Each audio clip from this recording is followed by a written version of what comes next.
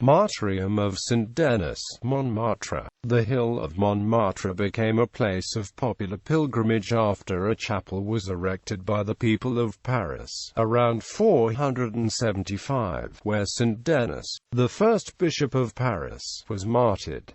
In the 9th century, the chapel, which had become ruined, was rebuilt. Archaeological excavations indicate that many Christians were buried in Montmartre. The bones were gathered in a quarry on the side of the hill, the Martyrium at Champ des Morts. Construction work during the 16th century exposed a staircase leading down to a crypt with 3 graves marked with a cross and ancient inscriptions. This discovery led people to believe that this was the site where St. Denis and his companions had been beheaded and buried. The abbesses of Montmartre Abbey erected the Sanctum Martyrium Chapel and new monastic buildings around the crypt. On August 15, 1534, in the Martyrium, Ignatius of Loyola, Francis Xavier, Pierre Favre and 4 companions pronounced the religious vows of poverty and chastity, and promised to make a pilgrimage to Jerusalem. This vow of Montmartre was received by Pierre Favre, then only priest of the group, when he gave them communion. It was the origin of the Society of Jesus, which was given papal approval through the bull Regimini Militantis Ecclesiae in 1540. Montmartre Abbey was split between the Upper Abbey, the original buildings on the hilltop which were abandoned in the late 17th century, and the Lower Abbey, which corresponded to the new buildings erected around the Sanctum Martyrium. During the French Revolution, Montmartre Abbey, the Sanctum Martyrium Chapel, and its crypt were destroyed. The current crypt is located on the perimeter of the parish of Saint-Pierre de Montmartre. It was built between 1884 and 1887 in the chapel of the Sœurs Auxiliatrices du Purgatoire, a female religious congregation taking inspiration from Ignatius,